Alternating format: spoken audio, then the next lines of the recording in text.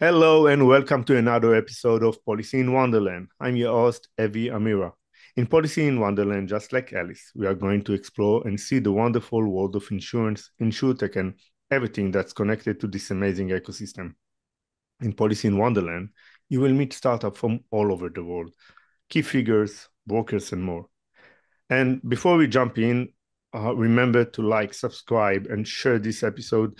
Don't forget to sign up for our newsletter to stay updated on all things insurtech and connect with others who share your passion for your innovation in insurance. So, without further ado, we travel today to New York, and I want to invite my guests to join me as we go down the rabbit hole. Please welcome Vidur Nayyar. Hey, Vidur. Hey, yeah, hey, I love going down the rabbit hole. It sounds so good.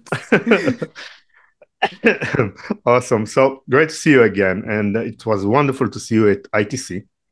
And, let's start from the ITC, I think. Yeah, it was Um, let's dive in right away and tell me how was your experience and what is the main takeaway you brought back to New York from Vegas? I think the experience was amazing at ITC.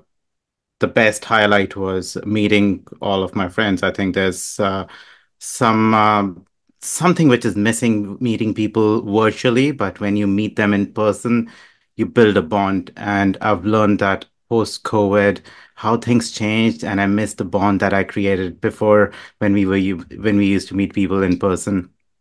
I think there were a few highlights for me, definitely meeting people in person, but then I got reunited with my McKinsey family and then also my Hamilton family. So all the people I worked with, my clients that I worked for, and then also some of the friends I made in the industry. I loved how everybody was in one place. So it was the best place to go meet everybody. Um, I would say hats off to the organizers. They did an exceptional job in like putting things together and then planning it such meticulously. It's Yeah. just felt like Nicole Nicole and Bill and Jack and the other teams did like an amazing job. the Josh, sorry, not Jack. orchestration was amazing. It just felt like you had a couple of McKinsey people come and do it for you. But Wow. I loved it. I think for me, apart from that, it was the expo, meeting a lot of people, learning about what's happening. There were so many different vendors, getting to know what is the space that they are thinking about, what is the new technology that they are looking at. But then also the sessions which were there, some of the breakout sessions were amazing. I do have a few on top of my mind and could highlight them as well. But Yeah, yeah, go let me ahead. let me start on the lighter note. Man, I was one lesson I learned from there was never carry a briefcase. Carry a backpack because being a consultant, I know running across the airport with a briefcase, but that had nothing over this. I'll tell you real life example. Denver Airport, Dallas Airport, largest airports. I've run between one terminal, one end of the airport to the other end, and I've never felt the pain that I felt at ITC walking across, meeting people. Oh my God. But it was amazing. Happy to jump into a couple of sessions that I liked. I think one highlight of a session was which I accidentally landed in. I mean, that's one thing, right? At ITC, there's so many sessions happening in parallel, but when you land in a session accidentally, that's like one of the amazing sessions. So I was went to a session to see some of my friends from McKinsey presenting, and then I came across Elliot from Planck. Really loved what he was talking about and how he was ahead of the game of like the regulators. I think that's the way of thinking about it. If you are in the field of innovation, you don't wait for the regulators to come up with a solution. You create a solution and you kind of check with the regulators and kind of inspire them as well. Love that. I think a few more were around how the whole ecosystem was being built, right? A lot of different companies were bringing their solutions together to show like across the insurance pipeline, how all these solutions can be deployed, how you can create like that holistic change in the insurance industry. Uh, that was number one, which I love. The other one was a session on risk and AI. I was a little skeptical going in, given that's that's like a topic which has been going on for ages. But it was, I believe, Gaia, and then Debbie and Swati who were presenting. They did a good job in balancing the act between what the risk is, but then also the innovation that they were taking. I love that innovative mindset and the innovative lens they brought in. So all the people who went in like me were skeptical. Hey, this is going to be, hey, don't do insurance. They went out with a different mindset that, all right, there's a lot of opportunity. In fact, one thing I would love to see next time, um, having some regulators on in the same room with the innovators. And in fact, I was joking with Oh, Kaya after the event, interesting. and it was like, I was like, Kaya, is the response going to be slightly different if the regulators were in the room? But it's going to be amazing to see that. I think uh, I could definitely try to see how that is going to go, but I think it's going to be amazing. It's a really great point because to be in the same room with the with the regulator, is very, very important, especially when we talk about insurance, because in the one end that we have the carriers, the reinsurance, and the other end we have the startups, the innovation, the tech, but we have a third end, it's the regulated market, and I think maybe it's a really good note for next year to bring some of the regulations professional and I don't know, maybe cross states, something like that, and but to able to focus on regulation more. See, that's a perspective somebody from who can see the high level picture like a consultant can bring in. I think that's the outside in view that I can definitely bring in. So, ITC, you need an advisor? Give me a call. I'm full of ideas, or I Full of can ideas. get them through to you via Ivy. We can Ivy, we can have a couple of sessions around that. I will be happy to. Um, Without talking about AI, were there any trends or innovation at ITC that caught you by surprise? A lot, right? I think one theme that came out to me, and I was talking to some of my friends in the C-suite, was there was so many different vendors, there were so many different companies pitching their ideas. I feel at a certain point, things do get a little overwhelming, especially if you are a smaller player, just looking at AI and trying to figure out what you want to do. And some of the examples were like data vendors, right? You have Mm. and like all these vendors are really good, but I met with within the same line, I met with GIC, BetterView, EagleView, right? All these vendors provide data, which is really important. They provide aerial imagery, so basically how your roof looks like, so what's your square footage. But as an outsider, if somebody looks at that, they get so confused, so overwhelmed with all these offerings. I worked with all of them. I know what difference it brings in, but it's gets a little overwhelming for people. So one thing that I've actually started doing is logging all these different vendors together in the Okay. insurance uh, life cycle, right? And trying to see what's the differentiating factor between them. And that, at least for me, is going to make things easier. And as I'm helping my friends in the insurance space think about different opportunities which are out there, I think that's going to be a good list. And I feel why it is important right now and might not have been important a couple of years ago is because a lot of companies are using Gen AI, right? And it's fairly new. So the capabilities that people have developed are around the same place. So there's no clear differentiating factor at this point of time.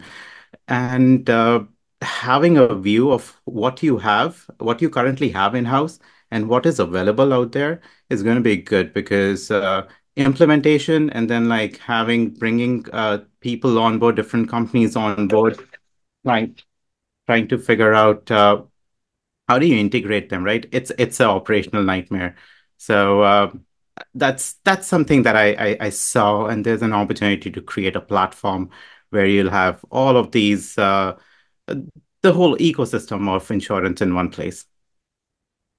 And I really think ITC and events like ITC could be a very good platform for that to, first of all, to understand who is the players, Yeah, and after that to really understand what they bring to the table, what is the real value, because there is a lot startups.ai, and we can see it a lot in the like CRM and all the supply chain, especially of course in customer service, but we don't know. Okay, so you're using AI, and what's new in that? Um, you know what? Before we dive into AI, I want to talk about your background a bit because it's a very relevant background, I think, for our conversation. So, absolutely. how did you begin your career in consulting, and what led you to join McKinsey? It was an amazing transition from me going into a startup, which was a data startup with Brian Dupro, which is Hamilton Insurance Group. And after that, I got a chance to work with McKinsey. And within McKinsey, I thought it would be best to keep my insurance information and knowledge alive. So insurance became my home, right?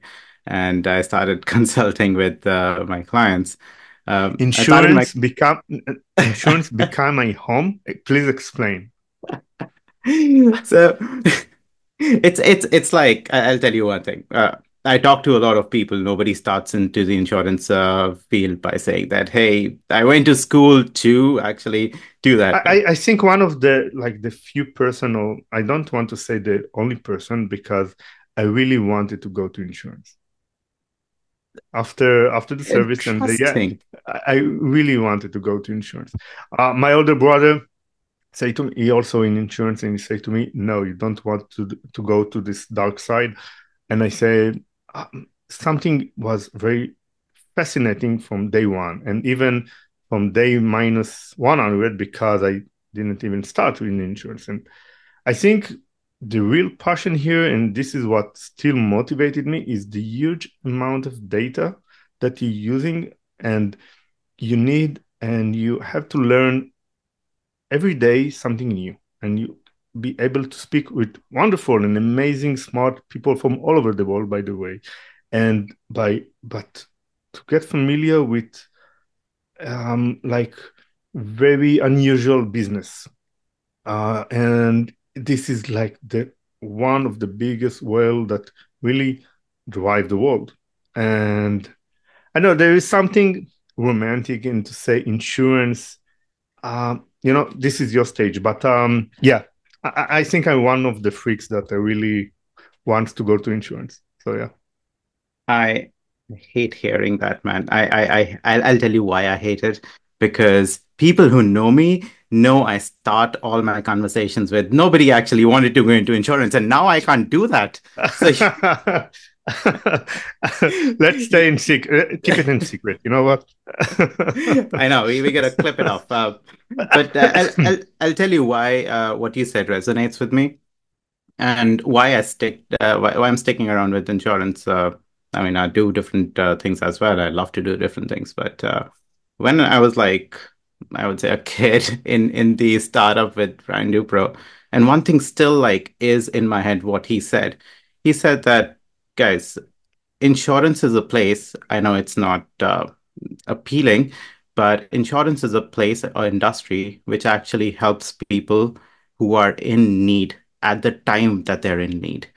Banking, yes, it gives you that opportunity to do things. So we'll give you loan, you have an idea, go do it. But who comes out there when you actually fail? It is the insurance play. So it gives you that safety net to be innovative, to do whatever you want to do by knowing that somebody has your back. And insurance is that sector, that big brother who would always have your back. And I think that's like a cause enough to be in the insurance world. How So, did you work? Yeah, go ahead. uh, So yeah, to your question, who am I? I'm a consultant. I am a strategist. I do AI transformation. I've been doing it for a very long time. I know what it takes to do digital transformation, AI transformation. I started my career as a data scientist, so I know what it takes to join the business sense to the technical sense. How do you marry that shiny idea? And what might resonate with your viewers is when your CIO and CTO come to you with this this shiny idea, or even your board comes up with, "Hey guys, this have you seen Copilot?" And nothing against Copilot, but have you seen Copilot? Should we bring in Copilot? That's like that's the technical side of it. That's like either the technical side or non-technical side of it. So it's like the shiny tool that you see, which you are going to say that, all right, it might have some potential. But when you actually marry the business aspect of it and the technical side of it, that is when you start building value for your company. That is when you see if your goals, vision, your customer needs actually align with a certain solution that you're going with. In related to what you're saying right now, how did you work with clients in the insurance space at McKinsey? Shape your vision for innovation in this sector because we are talking about insurance and Yeah. like the regular sentence is to it's a traditional industry and you're very suspicious with innovation and want to bring copilot and AI buzzwords. It's great, but finally, at the end of the day, the underwriting, they actually want to see a real value to what Yes. you are saying. Um, so the work at McKinsey, with your insurance, still friends and company, how this like shape your vision, especially for innovation? And I want to highlight that this is my own personal view. This might not be the view of a lot of people, or even my colleagues at McKinsey or Hamilton, right? So from my vantage point, which might be quite very different from other people, given I've seen both the sides of the table, right? Being on the side which builds these models. In fact, one thing that people usually ask me a question around. So at McKinsey, you guys don't know how to implement. No, we do know how to implement. It's just that you don't want to pay that amount of money to get a company like that to implement things for you. Don't mind me saying that, but like when we do MVPs, I've been on the ground writing code, creating that MVP, which a lot of different companies have Hmm. scaled across and seen a lot of value in, right? So as I'm coming to your answer, I've helped companies one from the other side. Let's start from the beginning of my career, right? That was a time when big data was a thing. A lot of companies wanted to think about their cloud platform. Yeah. Also, Guidewire was coming in, joining the claims side to the underwriting side. Companies wanted to figure out how do you create that architecture? How do you like think about it? So that was one place where I was involved. In fact, I did that work at Hamilton Insurance Group as well. We created their cloud platform, which was like ahead of its time, right? We were working with Two Sigma to do that. But also at McKinsey, that was like one of the initial projects that I did. How do you like put all your data in one place so that you can actually do some analyses with it to create models with it? And that was the initial part of my life being a data engineer, cloud engineer, then moved on to the data science side. Once you have the data in one, yep, sorry. Yeah. Sorry to jump in because insurance is like the one and probably the only place that could be bring huge amount of data from a different source to one place. But Yes. eventually, when we get into insurance company, we see a lot of software and like a traditional software and very old ones, and that not connected even with each another. Like if I'm right now underwriter in PNC, and so I don't know if my own insured have like health insurance or life insurance, etc. How did you find it once you are coming as a data engineer? A nightmare. That is a word. I've seen some other industries, and like when you say data, there is data. I'll tell you why this is happening and why this happened in the past was uh, insurance as an industry, and you started off with this. It's vertical, so there are core functions, and engineering, IT was never a part of the core functions, right? Operations are like supporting functions. So your core breadwinner is underwriting, your actuarial work, your claims work. Now, just divide it into these sections, and because each one part of this business is so important, they have their own autonomous behavior, and that is why when all these companies started doing business, they saw important tools which would help their side of the function, and they started investing in those tools, whether it was their mainframe engine, whether it was getting in wire duct frame or guide wire. It was like very segmented based on how they Okay. saw the value come in. I'll tell you where this thing is important in today's era, because companies who are taking a higher level view are thinking about their whole ecosystem. They're not thinking about their individual functions. Now, even right now, if you think about it, a lot of companies or a lot of startups are only dealing with like claims or like one part of claims. Like you bring in one company to build your fraud model, but then your adjudication is going to be a completely different company, bringing in a completely different system behind it. One might be on AWS, the other one might be on Google Cloud. At the end, once you become big, you are going to have that problem of joining all the strings together. And it's like this is the modern view. The older view was your mainframe system, people building different code, different software, and COBOL, people not being there and in the insurance field anymore after that. So all your legacy system needs to be ported over. One way that we usually advise our client is you have your legacy system, work with a company which does that porting over in a long period of time, but does it well. But in the meanwhile, the renewals that are happening, right? Start putting them into your new system, your cloud system. That way, you have a newer part, you have an older part, but as the time progresses, you have the goal of moving all your policies into a system which is going to be scalable and sustainable. So you will say to insurance company not to focus only, of course, only on one startup, but on a bunch of startup, like for the example, 10 startup that dealing with claims. Each startup in a different with a different claim, but eventually you cannot. It will be much difficult for the insurance company to handle with that because they want like kind of one-stop startup that will bring them the all solutions for the main problem claims and Mhm. go and handle with the auto claims, homeowners claims, business claims, etc. And as a startup, this is like the opposite around because as a startup, you need to be in focus on your Mhm. solution. So I'm Correct. focusing only on auto thief claims, for example. Absolutely. There's a right way of thinking about it, and that is where the strategy comes into picture. Yeah. Yes, you can let your technology folks go out and find the best technology for you. That's not the right way of doing it. You build your longer term strategy, right? You have to embed, especially in insurance, is so important because your core functions are the breadwinners.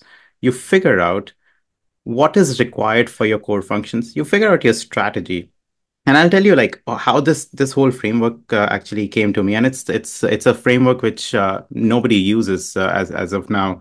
I was leading this the Harvard alumni the group, which had people from different places, right? Different companies coming together and like trying to figure it out. Now, given I was at this place where I was leading it, I got a lot of different ideas, people coming from different aspects, bringing in different value. At consulting, we have this framework of like three-prong framework to think about your transformation strategy. What it misses is on two fronts. One, that customer view, right? Uh, Especially when you're insurer company, your customer view kind of gets muddied because like who is your customer? Are your brokers your customers? Are you like the end user your customer? So it's important to see who your customer is, who you're serving. Number two, what is your goal and the vision of your company? And this is like a framework I've put together with like three different important frameworks. Getting in that product mindset, right? Your product mindset says, what's your company's goal? And your actual product should be based on that. If your goal is to grow 10x, then maybe don't buy in solutions which do not satisfy that goal. So again, figure out what your goal is, figure out what your customers' needs are. How can you help them out? And then figure out how can you do that transformation? What are the different tools that you can bring in? And as you're thinking about this, right, the picture starts getting clearer within your different verticals, what the goal is, but of the full company. Now, where do you need to invest in claims, in underwriting? Maybe your goal is that your current you want to grow by 10% or 10x, right? And your capacity is your constraint. In that case, you figure out what are the tools you can bring in so that your capacity is improved, your efficiency of your underwriters is improved, efficiency of your claims agents are improved. Your if it's cost saving, right? Focus on your claims side. There's a lot of paper pushing happening. I've seen a lot of time being wasted on the underwriting side where your Hmm. knowledge management system is not in place, right? And it's not a secret that about I think 30 to 40% of the underwriters' work that they are doing is away from the core operation. So just think about it. You increase it to 70%, how efficient your underwriters are. And it's like not to dig at underwriters. I know they do an exceptional job. It's just the system around you is so broken that you have to like Exactly. deal with so many different things. You're a juggler. So you have to be focused in what you want and then start investing in those solutions. Can you share a specific example of successful AI implementations in the insurance space that you saw? Um, I've seen a lot, right? I've been a consultant. I've seen different at different places. I would say on the underwriting side, what has been a success case, what I've seen is when when you can change the whole experience. Just think about the time when you had to answer like 20 to 30 questions to actually get a homeowner Hmm. policy. Now, sometimes when I go and apply for a homeowner policy, I just have to give it my address. That's a success use case. How do you do it behind the scene? Give me a call. I'll walk you through it. But like I can tell you like there are different engines. Like you bring in the AI engine, you have pre-fill. Exactly. Like I was looking into Plank, they do an exceptional job in like doing like validation and then also yeah, giving you a risk score. There are other companies as well.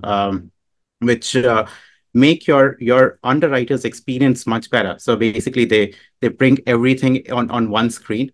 They create that process for the underwriters to figure out what the risk is involved within your property or your car on one place. And some of the companies that I've heard of or I looked into was Sixfold, Oh, right. Caliper, really good engines. But again, the problem that I'm facing is, or a lot of people faces, a lot of these companies have very similar offering. A lot of them bring in that co-pilot to help your underwriters. How do you differentiate? And I'm coming back to the same point of having that differentiating value up there on your website. Maybe have a place where you have all your competitors mentioned, right? Because as I'm coming in and seeing your solution, I would have to spend a lot of time in having my team look at the competitors, doing that competitive analysis. I know there are companies who do that, but as like a company owner, I would like to do it in-house. One topic I want to cover with you is and we kind of talked about that right now, is the knowledge and the experience transfer. One of the biggest, we It's can see that worldwide, like one of the biggest challenges in insurance is passing down the knowledge and expertise from experienced professionals to younger generation. If it's underwriting, IT, you name it, actuary, claims, of course, etc. What do you think it's are the main reasons that this isn't happening effectively? bunch of reasons, right? And I think given AI is here, and we're seeing it across the industries, a lot of people are changing their skill sets. A lot of AI augmented processes are happening, right? So a lot of companies are thinking about it in terms of reducing their workforce and then rehiring a different skill set. Mm, Maybe not the right way of doing it, especially for insurance, where one, your average age group is really bad, your churn within your agents is really high, and for insurance, especially, a lot of knowledge is passed on from generation to generation. A lot of things that are intuition are not actually in your guidelines. And I'll give you this example. I a lot of my time is spent in mentoring junior colleagues. One of my mentee is underwriting assistant, and we were talking, and I was asking him this question that man, like a lot of that you're learning, a lot of that you're picking up, how much of that did you learn in school, and how much of it is based on your experience with the senior underwriters, how the underwriters are actually looking at the different policies, what are they mm, looking at, right? Now, this knowledge is not written down, and if you remove that connection, right, between junior underwriters and the senior underwriters, the junior underwriters, as they grow and become senior underwriters, they're not going to have that particular skill set. And that skill set is important. As you say, you need a human in the loop as you're implementing Gen AI solution. A lot of these companies, I mean, some of them I named, right, and also the work that I've done in the past, streamlining your processes, that does mean that you do not need so many junior underwriters. You do need senior underwriters who can deal with difficult policies. How do you train the junior underwriters? How do you train the people who are coming into the workforce? I think there is a lack of training people in school, because there is, like, schooling system goes like at least 1 or 2 years mm. behind what the technology is. Even when I was in school, like big data was coming in, I never learned it. And like I was doing research, so that is how I learned it. But none of my courses were like, yeah, big data, do it. And even right now, like this yes, you can do research and you can learn a lot of things. But if you're going into and being an underwriter, it's difficult to figure out what are the core skills you need to learn. And that is something that I do want to work on, and figuring out that, hey, how is your skill sets going to change? And I why I feel I can actually do it is back in the day when COVID happened, right? A lot of people lost their job, and I was a part of this Rework America Alliance with McKinsey, where we were creating, and I led the creation of this tool called um, your your uh, your uh, your skill assessment. So basically, it was telling you what are the core skills that you need if you are in the current stage in your life. Mm. What are the skill sets that you need that you can actually go to the next step in your life? And I believe that's really important in the current era. One, identify what jobs are being augmented, and I do see what jobs are being augmented by AI. So a lot of skill sets are going to be changed. But then how do you cover that gap? How do you bring in that mobility for your workforce so that you don't have to go out and hire new people because you need a different skill set? Find a path for your current employees, because your company is the culture that you have embedded within your employees. Your company's culture is going to change if you have AI, which is like doing the same thing across different companies, and then you're bringing in new people, maybe from Facebook, as Facebook starts laying off people. I know Facebook took away a lot of our insurance people when the boom was happening. But again, the culture is going to be much different. As we close to the end, what are your plans for the future? At this point of time, I'm trying to figure out what is going to be the best place for me to bring in my expertise in the insurance phase, place, or someplace else. Because you said a lot of topics, especially like the end topics about the experience and transfer knowledge that you could be with your background to be very useful for like the ecosystem, I think. I think if I get the right set of people who share the same vision. Would love to work on this, maybe on the side where we can. For me, it's more of a success of people. I'm a big believer in people success. I'm a player coach. So basically, I want to see everybody succeed. How can we do it? Uh, bring in some funding. Let's work on it together. Let's bring some smart people together who share the same vision as me, and I think we can build something out. Nice. So one last question. What is your number one piece of advice for startups, especially for startups looking to break into the insurance space, especially with AI solutions, but startups that are breaking into the insurance that are probably have no idea about insurance? Insurance is a world where you need to understand it's all about safety, right? A lot of and Googles of the world and Amazons of the world are going to tell you that it's not the best place for players like them because you do need to set aside a lot of earnings that you get. And that is one reason why insurance companies, even when you see are going through a lot of losses, are sustainable. They can actually go like this for 10 years, and nobody's going to say that my numbers are wrong. So, see, like to get into the insurance field, you need to understand a couple of things. It's never about the shiny tools. A lot of insurance and players, especially in the top position in the C-suite, are purists. They understand the breadwinners are those core functions that they have, right? So address the problems that those core functions have instead of bringing in like the shiny tool. And one example I like giving is when IBM had Watson, right? And again, IBM, please don't sue me. When they had Watson, they went into a hospital and they were like, "Hey, guys, we have Watson. It's going to solve all your problems."